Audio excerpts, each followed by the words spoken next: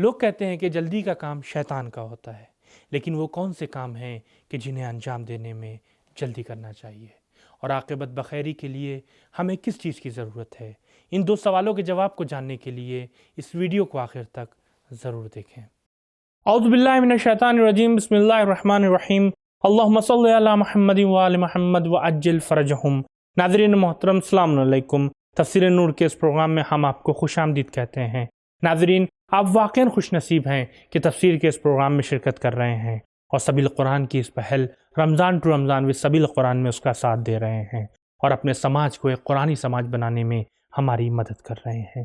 تو ناظرین، آئیے اپنے پروگرام کو آگے بڑھاتے ہیں اور آج کے اس ایپیسوڈ کی پہلی آیت کی تفسیر کو جاننے کے لیے آئیے چلتے ہیں پہلے اس کی تلاوت اور ترجمے کو سنتے ہیں۔ کتاب انزلناه الیک مبارک لیدبروا آیاته ولیتذکر اولو الالباب۔ بسم اللہ الرحمن الرحیم، وَإِنِّي لَغَفَّارٌ لِمَن تَابَ وَآمَنَ وَعَمِلَ صَالِحًا ثُمَّ اهْتَدَى۔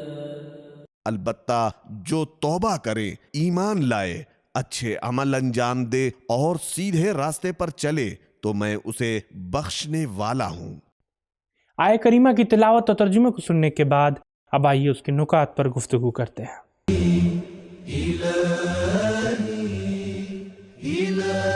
نکات: اس سے پہلے والی آیت تہدید و دھمکی پر ختم ہوئی تھی اور اس آیت میں مکمل تبشیر ہے، اور قرآن کریم کا ہر جگہ یہی طریقہ کار ہے۔ کسی بھی گناہ سے توبہ اس گناہ کے مطابق ہونا چاہیے۔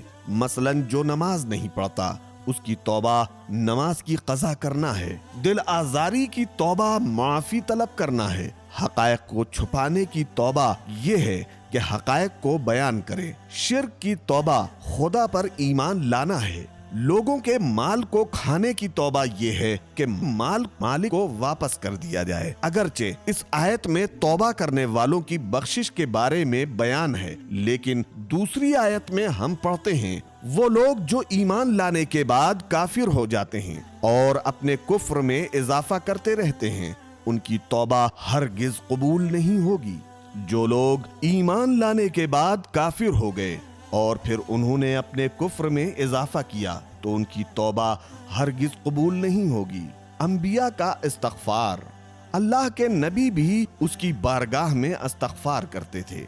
جناب آدم نے عرض کی اِلَّمْ تَغْفِرْ لَنَا، جناب نوح علیہ السلام نے عرض کی إِلَّا تَغْفِرْ لِي وَتَرْحَمْنِي، جناب ابراہیم علیہ السلام نے عرض کی اطمع ان یغفر لی، جناب موسیٰ علیہ السلام نے عرض کی رب اغفر لی ولأخی، جناب عیسیٰ علیہ السلام نے عرض کی وَإِن تَغْفِرْ لَهُمْ، جناب رسول اکرم صلی اللہ علیہ وآلہ وسلم نے عرض کی وَاسْتَغْفِرْهُ۔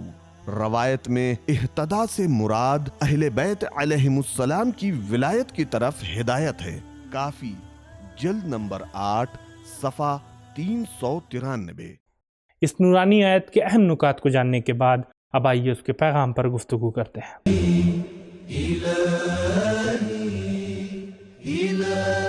پیغام: 1. اللہ کا غضب جن کے شامل حال ہو چکی ہے ان کے لیے بھی توبہ کے دروازے کھلے ہیں۔ 2. انسان کا خداوند تعالی کی طرف رخ کرنا اللہ کی مغفرت اور اس کی دوسری مہربانیوں کا سبب ہے۔ 3. توبہ کے قبول ہونے کے مندرجہ ذیل شرائط ہیں۔ الف بازگشت یعنی اللہ کی طرف سچے دل سے پلٹنا، تابا۔ بے ایمان، آمنا۔ جیم اچھے اعمال، عملا صالحا۔ دال ہدایت کو قبول کرنا، اہتدا۔ 4 ایمان و عمل صالح اس وقت تک کافی نہیں ہے جب تک انسان اللہ کے نمائندوں سے رشد و ہدایت حاصل نہ کرے۔ آمنا وعمل صالحا ثم اہتدى، جی ہاں، اگر انسان اللہ کے نمائندوں سے ہدایت حاصل نہ کرے تو پھر سامری اور بلعام बाऊर जैसे भेड़ियों का शिकार हो जाएगा। 5 मोमिन थे और मोमिन होना अहम है, लेकिन हमेशा मोमिन रहना ज्यादा अहमियत का हामिल है।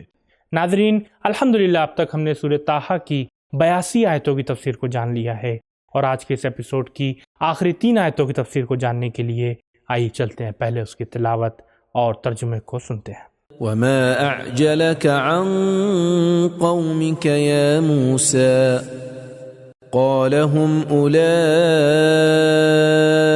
على أثري وعجلت إليك رب لترضى قال فإنا قد فتنا قومك من بعدك وأضلهم السامري۔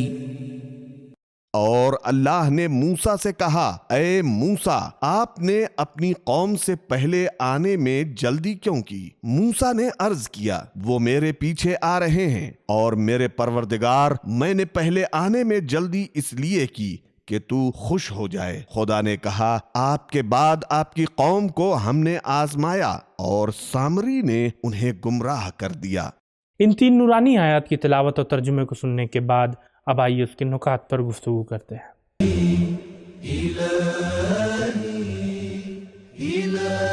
نکات۔ حضرت امام جعفر صادق علیہ السلام ان آیتوں کے ذیل میں ایک عاشق کی خصوصیات بیان فرماتے ہیں۔ جب انسان عاشق ہو جاتا ہے تب نہ اسے غذا کی فکر ہوتی ہے اور نہ لباس کی، نہ اسے مسکن کا خیال رہتا ہے اور نہ اپنے سکون و آرام کا، صرف اور صرف اس کی نگاہ اپنے محبوب پر لگی ہوتی ہے کہ کب اپنے محبوب تک پہنچ جائے۔ جیسے حضرت موسیٰ علیہ السلام وحی دریافت کرنے کے عشق میں گرفتار ہو چکے تھے، انہیں نہ کھانے کی کوئی فکر تھی اور نہ ہی سونے کی، اس لیے بارگاہ ایزدی میں عرض کی، خدایا میں اپنی قوم کو چھوڑ چھاڑ کر بہت جلدی کے ساتھ تیری بارگاہ قدس میں آیا ہوں کہ تو راضی ہو جا۔ ان 3 آیتوں کے اہم نکات کو جاننے کے بعد اب آئیے ان کے پیغام پر گفتگو کرتے ہیں۔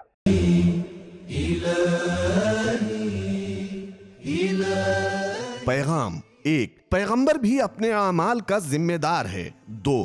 ہمیشہ رہبر کو آگے اور سامنے رہنا چاہیے تاکہ امت اس کے پیچھے حرکت کرے۔ 3. جناب موسیٰ علیہ السلام عاشق خدا اور اپنے معبود کی گفتگو سننے کے مشتاق تھے۔ 4. اچھے کام اور رضائے خداوندی کے حاصل کرنے میں جلدی کرنے میں کوئی حرج نہیں ہے۔ 5. انبیاء علیہم السلام کا بلند اور اہم مقصد رضائے الہی کا حاصل کرنا ہے۔ 6. جب معاشرے میں رہبر موجود رہتا ہے دشمن کچھ نہیں کر سکتے، جب الہی رہبر نہ ہو تو اس کی غیبت سے سوء استفادہ کرتے ہیں۔ 7. امتیں اپنے رہبروں کی غیبت کے زمانے میں امتحان و آزمائش اور فتنے میں مبتلا ہوتی ہیں۔ 8. غیر تربیت یافتہ ماہرین فن دین میں تخریب اور لوگوں کو منحرف کرنے میں طاغوت سے کسی صورت میں کم نہیں ہیں۔ 9. نئے مومن کے مرتد ہونے میں بے پناہ خطرات ہیں۔ 10. پیغمبر کا صحابی ہونا کافی نہیں ہے، حسن عاقبت اور دین میں استقامت ضروری ہے۔ اضلهم السامری۔ اللہ تعالیٰ نے بنی اسرائیل کو نجات عطا کی اور پاک و پاکیزہ اور لذیذ رزق و روزی عطا فرمایا، لیکن وہ حسن عاقبت سے بہت دور رہے۔ تو ناظرین، آج کے اس ایپیسوڈ میں ہمیں بہت سی اہم باتوں کا علم ہوا، جن میں سے ایک یہ تھا حتیٰ پیغمبر بھی اپنے اعمال کے ذمہ دار ہیں اور رہبر ہمیشہ آگے ہوتا ہے، قوم اس کے پیچھے ہوتی ہے۔ تو ناظرین، یہ تھا ہمارا آج کا پروگرام۔ امید کرتا ہوں آپ کے لیے کافی فائدہ مند ثابت ہوا ہو۔ انشاءاللہ کل پھر ملاقات ہوگی کچھ نئی آیتوں کی تفسیر کے ساتھ۔ تب تک کے لیے خدا حافظ، فی امان اللہ۔ سبیل قرآن، قرآنی سماج کی پہچان۔